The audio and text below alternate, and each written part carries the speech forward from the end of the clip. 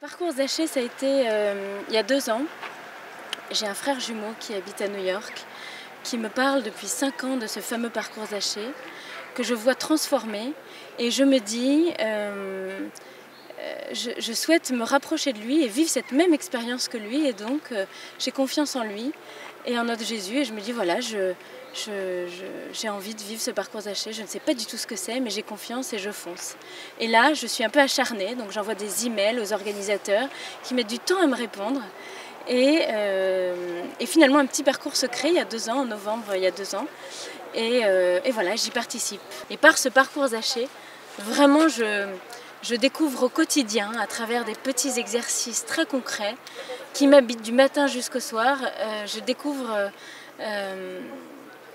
à quel point la vie spirituelle peut être aussi unie à la vie familiale, professionnelle, amicale. Et pour moi, le plus grand témoignage du parcours Zaché, alors que j'ai vécu qu'une fois, et j'avoue très simplement que je pense que je vais être amenée à le revivre, soit en tant que participant, soit en tant qu'animateur, parce qu'une fois, je pense que ça ne suffit pas, et de toute façon, c'est un chemin. Le plus beau fruit aujourd'hui, je pense, de cette découverte, c'est que j'ai un mari qui, jusqu'ici, ne m'a jamais accompagnée dans ma démarche spirituelle, tout en étant très accueillant et tolérant par rapport à ma foi, et qui a décidé ce week-end en fait, de m'accompagner. Et donc il est là ce week-end au Forum Zaché, et je me rends compte à quel point le Forum Zaché est un lieu d'ouverture à la différence, est un lieu de découverte. Voilà, le parcours Zaché, ça m'a aussi appris à écouter en profondeur, parce que quand on partage, on n'interrompt pas, on ne questionne pas. Et j'ai cette fâcheuse tendance à toujours vouloir, dès que quelqu'un dit quelque chose, d'en savoir plus et à faire ma journaliste.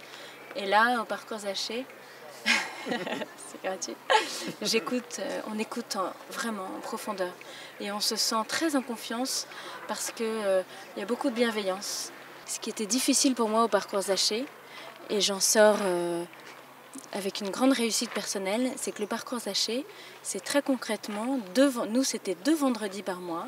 Donc en fin de semaine professionnelle, de boulot, où c'est le vendredi soir, on a juste envie de se poser et de partager un petit peu des moments familiaux, de se reposer, eh bien on doit repartir. Et on doit, c'était notre cas, de novembre à juin, finalement, dans cette régularité, s'engager. Et j'ai transformé ce rendez-vous, et Dieu sait que je ne le fais pas pour tout, en un rendez-vous prioritaire. Et je pense que l'Esprit Saint m'a vraiment aidé à aller jusqu'au bout de cet engagement. Et je suis aussi heureuse d'avoir évolué dans mon approche, c'est-à-dire d'être passée du statut entre guillemets de consommatrice à actrice du parcours, puisque j'ai eu l'occasion de faire un enseignement, celui qui me touche le plus, qui est l'usage juste de sa propriété, qui me perturbe, en tout cas qui me pose question depuis longtemps. Et donc le deuxième effet du parcours Zaché, ça a été de réfléchir très longuement et de préparer, parce que je pense que c'est au moins 20 heures de travail, préparer cette intervention et pour vraiment l'incarner, cet usage juste de la propriété. Par le parcours Zaché, je me suis fait un ami, un couple d'amis, et particulièrement un ami, avec qui, et ça c'est depuis le parcours Zaché, je vais toutes les 3 semaines à l'adoration, à l'heure du déjeuner. Et l'adoration tout seul, c'est pas évident. À 2, c'est très porteur. Tous les 2, lui particulièrement, a découvert, a vécu une conversion ces dernières années, et je sens qu'on se porte tous les 2 à travers cette amitié et cette adoration ensemble. Et donc ça fait aussi partie des fruits et d'un engagement régulier qui perdure et qui, j'espère, ira loin.